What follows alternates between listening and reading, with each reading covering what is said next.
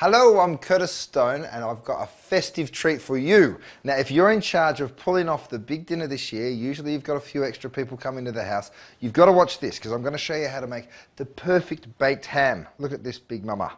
All right, so what we do is we start off with the spices. So the cinnamon, the star anise, and just a few cloves. And then you put in your brown sugar, a couple of tablespoons of honey. Okay, so put your garlic in as well. Now if you haven't got your hands on some fresh ginger, you could use some of the powdered, maybe a teaspoon. So I'm going to throw that in as well. Then you take your apple cider vinegar, just put a couple of tablespoons of that, maybe a quarter of a cup. A big teaspoon of the Dijon mustard. Alright, so I'm just going to mix these ingredients together and then I'm going to pour in my whiskey. So the same, not too much. Just be careful with the whiskey over an open flame. You're best just to bring it away from the heat. Add your whiskey.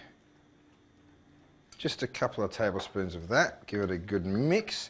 While that's happening, let's talk about our ham. This ham is ready to eat right now. So you don't actually need to cook it. What you do need to do is reheat it. Now the ideal temperature is 140 degrees. That's what you need to get the core temperature to. So if you've got one of those thermometers, poke it into the middle, and when it reads 140, you're good to go. If you don't have one of those, just poke any sort of skewer into the center, take it out and just feel the end of it. Now once that's warm or hot, then you're ready to serve. If it's still cold, then obviously the center of your ham's still cold. Grab your roasting tray. Now instead of using a rack, what I'm going to do is take a few veggies. I'm just going to chop those up and just throw your carrots into the bottom of the tray. So you can chop up a bit of the celery too. Throw those in there as well. What else have I got? An onion, so let's cut half the onion. Even an orange is a nice thing to put in because of course the flavour of the orange is really good with the ham as well. And then pick up your ham and place it straight onto your tray there. So once your glaze has been bubbling away for 4 or 5 minutes, that's about all you need to do.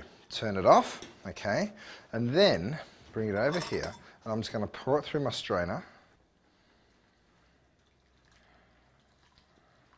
And then take a little brush, just like this, and we're just going to brush this all over our ham.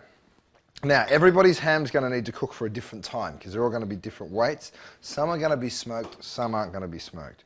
350 degrees is a good start. So here we go, into the oven. Now, let me show you how to prepare the pineapple. I've got a pineapple that I've just cut into 4 and taken out the core. All that I'm going to do now is just go through and slice it. So we've got really nice slices, like maybe an inch thick, and just place that straight onto our tray. Okay, so we've got a tray pretty much full of the pineapple. And then get your glaze, the same glaze that you use for your ham, and just brush it over the pineapple. So my ham's been in for 1.5 hours. I've got a little bit of glaze left to get on there, so let's see how it's doing. Ha ha, yes, yes.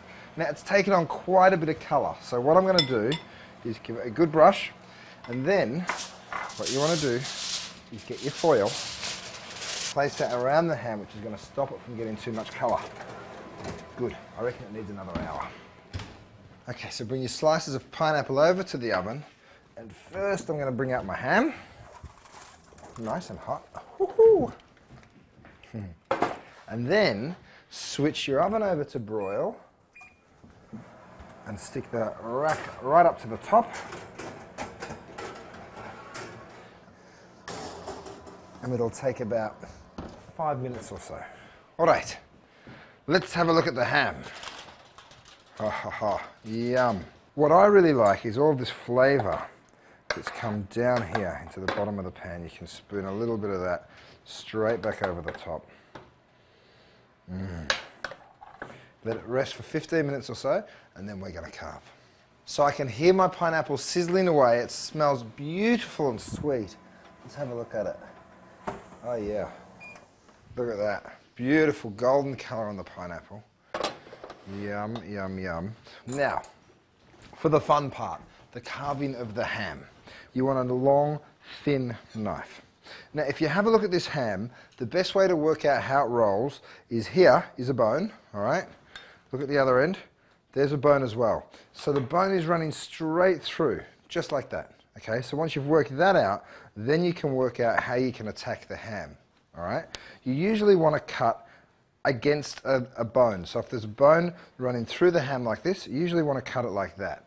So just run your knife in to the ham. You might have to just feel your way around the bone ever so slightly. See the bone, I'm going to show it to you just so you know, is running right along there. See that? Okay, so I'm going to move this piece over here, and this piece, which is now boneless, which means really easy for you to carve, you pick it up, put your knife in, your fork in, and then just slice the ham. You don't want to slice it too thin, you know, you want to sort of slice maybe 1/2 inch slices. And then just pick it up and transfer it straight over to the platter. Come over to your pineapple and just pick some of those beautiful caramelized pineapple pieces up. Okay, so you've got pineapple on both sides, your ham sliced up right down the center. The last thing that you need to do, and this is a really important step, is get your juices and just pour your juices straight back over the top of that ham. So it's beautiful and moist. So it doesn't matter what the festive celebration, if you serve something like that, you're going to have a good time. I'm Curtis Stone. Go on, enjoy it.